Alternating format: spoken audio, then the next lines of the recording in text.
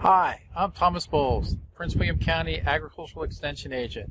Welcome to our video. Today we're talking about cover crops, and cover crops are those crops that we plant for soil management, and they do lots of things for us. Prevent erosion, increase organic matter, hold on to nutrients, sometimes they'll add nutrients. They increase the annual solar capture from the sun by having crops in the ground when we otherwise wouldn't. They improve soil structure, and they improve the microbe populations and the activity of those populations. Cover crops act as placeholders between our harvestable crops, and they prevent bare soil, which increases microbial population, which increases solar capture, which helps stop erosion, and all those other things that cover crops will do for us. And we basically have two types. Our winter cover crops, which are typically seen in agricultural cropping systems and in home gardens, and our summer cover crops, which are more common in our integrated livestock crop production systems. They're not very common in home gardens, but still can be used there. Though you can use practically any plant as a cover crop, there are basically four categories that we tend to think of with cover crops: grasses, legumes, brassicas, and other forbs. Here we have some examples of summer cover crops.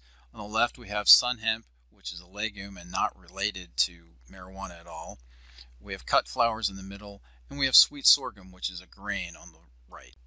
More summer cover crops here, again sorghum and sunflowers. This is buckwheat, which is a summer cover crop, and it grows relatively quickly from seed to flower and then dropping seed again. So it can be used in a short period, or it can be used long term because it does a very good job of self-seeding. This is cereal rye, one of the most versatile of our winter cover crops. It has a wide planting range, and it's really handy for a number of things. It stops erosion, it prevents weeds, it pulls up nutrients that are water soluble that otherwise might get leached out. At the end of the season, you can cut it and use that biomass for compost, or you can cut it as straw and use it for straw in the garden. This bit of brilliance is crimson clover. It's a legume, and so it's going to be adding nitrogen into the soil. This is a cover crop that we plant in the fall. We want to get some maturity to it so it survives the winter. We're kind of at the northern edge of where crimson clover is winter hardy. Crimson clover has these lovely crimson red plume flowers to them. Bees just absolutely adore them. This is another winter legume. This is vetch. In this particular case, it's common vetch. Common and hairy vetch are acceptable for cover crops, but never use crown vetch. Crown vetch can be invasive. This is an interesting crop because it does have flowers with nectar for pollinators, but it also has nectaries before it flowers that allows it to give off nectar early in the season for those early season pollinators before it's even flowered. This is winter wheat, and like rye, it's planted in the fall. We allow it to go semi-dormant in the winter time, and then in the spring it starts growing again and it puts on most of its biomass. The white flowers you see here are from daikon radishes, another cool season cover crop. This is also daikon radish. This field of daikon radishes is probably, early fall. And daikon radishes are very good at digging deep with these massive roots of theirs. And this concentrates nutrients, but it also helps aerate the soil. It also provides a lot of biological activity in the soil, especially after winter freeze, when the plant starts to die and that root starts to get taken up by microbes. The high biomass on the top also will die and mat down and act as a weed barrier. So it's a very versatile cover crop. Let's start talking about uses in the landscape. The most common use of cover crops in the home landscape is in the vegetable garden. Typically we see cover crops used in the garden over the winter when the garden is otherwise not producing. Grains are often used for erosion control and some weed suppression. Legumes are typically used to add nitrogen to the soil. Brassicas, especially daikon radishes, are used for breaking up heavy clays. Here's some of the typical cool season cover crops we use in our demonstration garden in Bristow. Cereal rye, crimson clover, daikon radish, and vetch, either common or hairy, tend to be the ones that we use the most. While not as common as winter cover crops, our warm season cover crops do get used in the garden. Buckwheat primarily because it can go, again, from seed to flower and dropping seed in a relatively short time. It makes a good placeholder in between summer crops. These other warm season cover crops we tend to use as placeholders. Maybe we're letting a bed go fallow, maybe we're restoring the bed, want to add some more nutrients. Maybe we just want some flowers in there to help with our farmscaping and attracting pollinators and beneficial insects. So here's an example of how you would use a cover crop in the vegetable bed. We have this crimson clover that was planted after tomatoes. Tomatoes are heavy nitrogen users, and then crimson clover is there to help take atmospheric nitrogen and put it into the soil in a form that plants can use. This bed was planted with winter rye, and it followed brassicas, and so it was there to prevent erosion and scavenge any nutrients that may have been left over by the brassicas.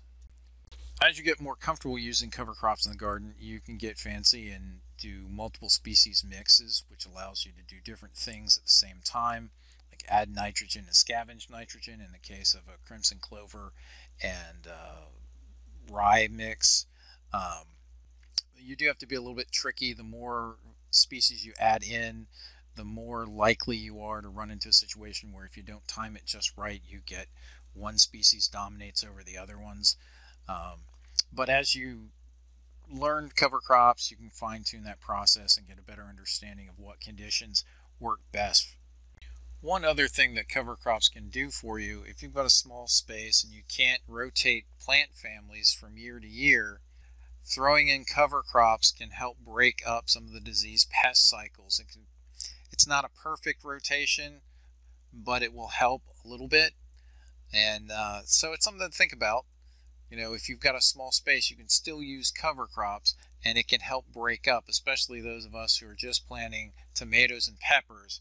Having some different family to spend the winter in the garden will help with the biodiversity in the soil, and in the end will help with the soil in the spring and make next year's peppers and tomatoes a little bit more healthy.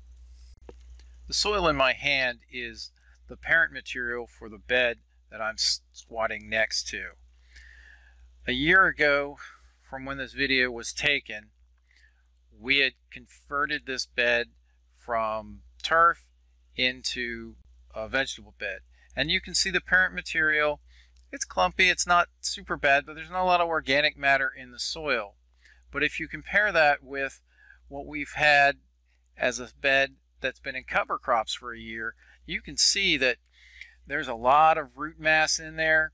Even though that turf was in that ground or covering that ground for decades, there's not a lot of root mass there. However, after a year and a half of cover crops, we've got this nice organic rich soil. The cover crop that we're incorporating here has a lot of fibrous root mass that's going to go back into the soil.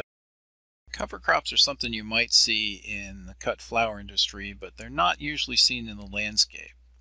If you can get away with it, it can be a handy tool to enhance your landscape. Cover crops in flower beds is a great way to enrich the soil and can provide some neat winter interest. However, getting them past your HOA isn't always easy.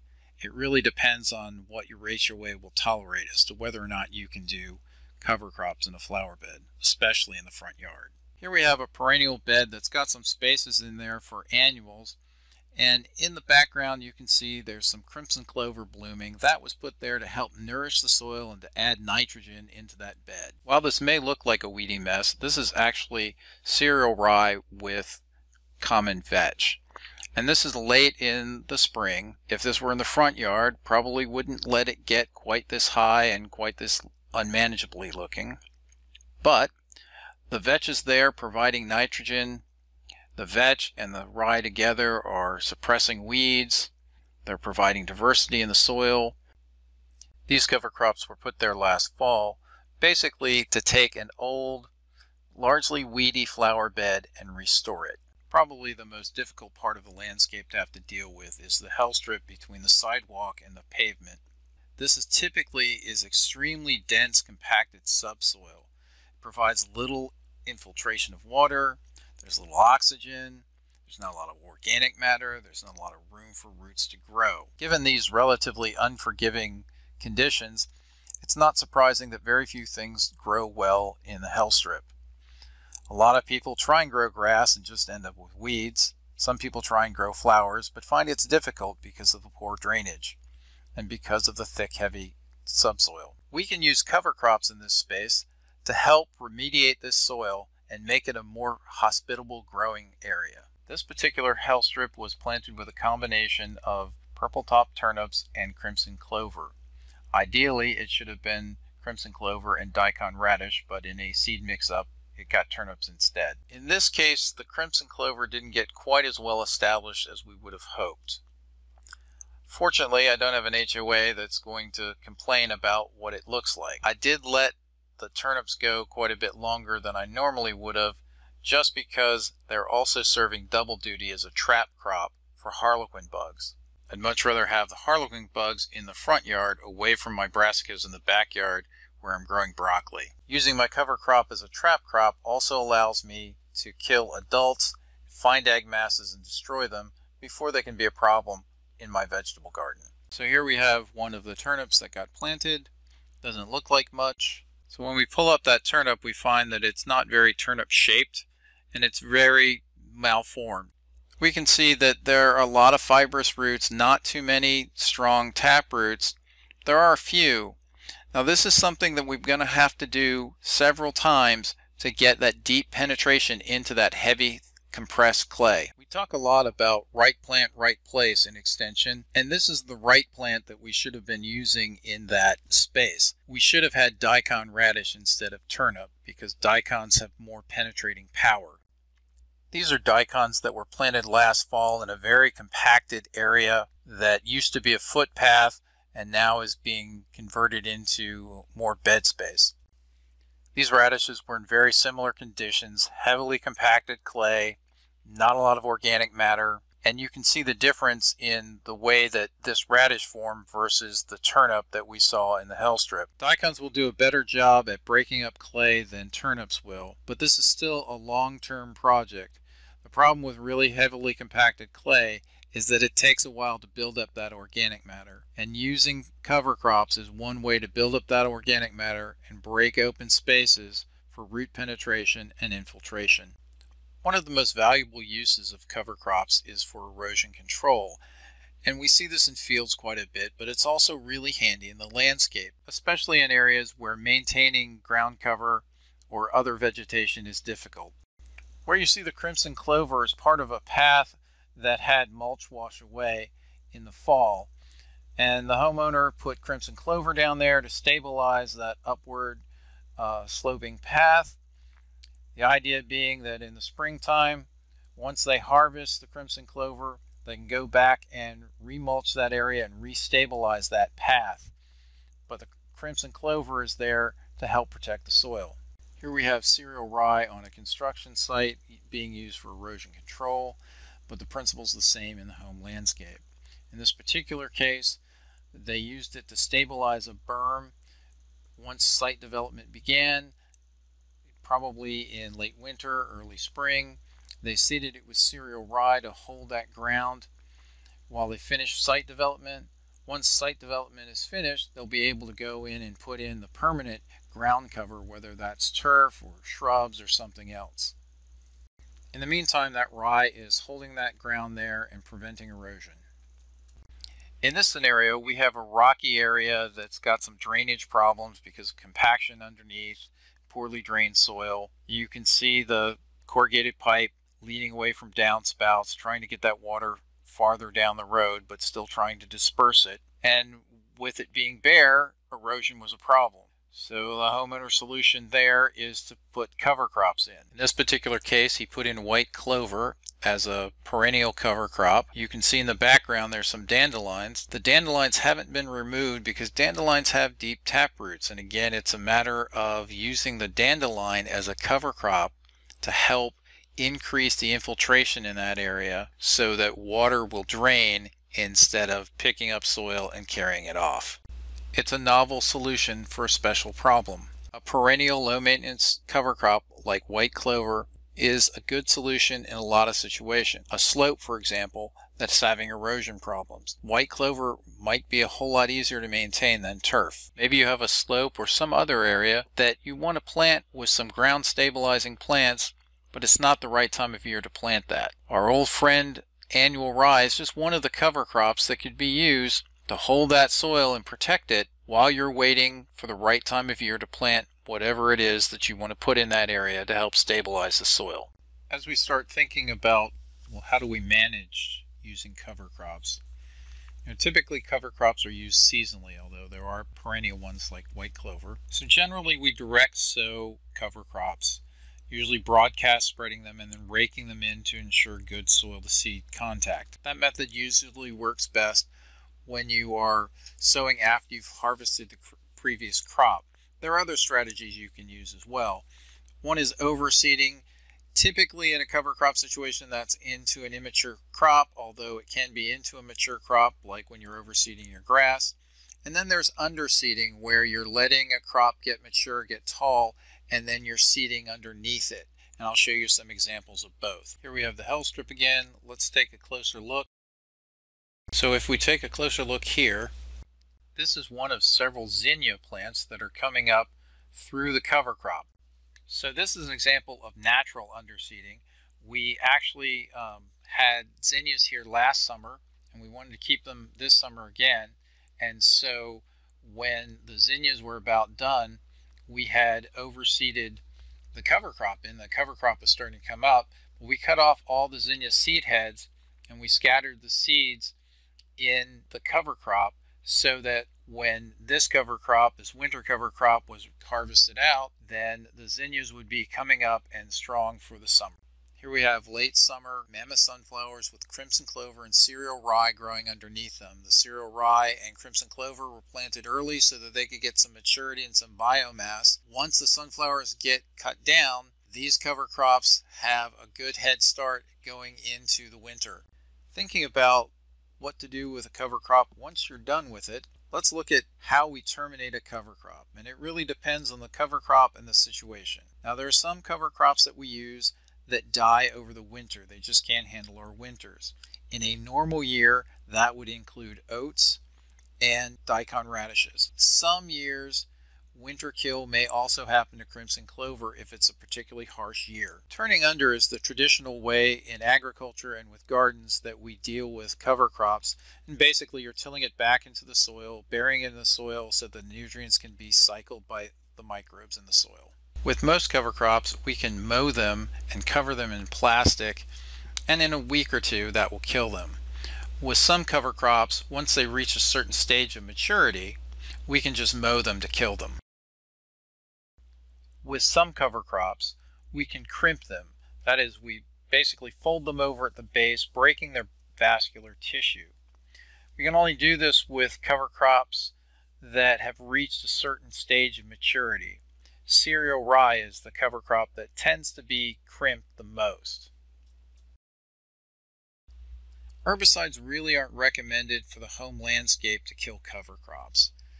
They tend to work better in agricultural systems. In the home landscape, herbicides can cause collateral damage to other plants that you may want to keep. There are also the inherent risks to health, both human, pet, and environmental.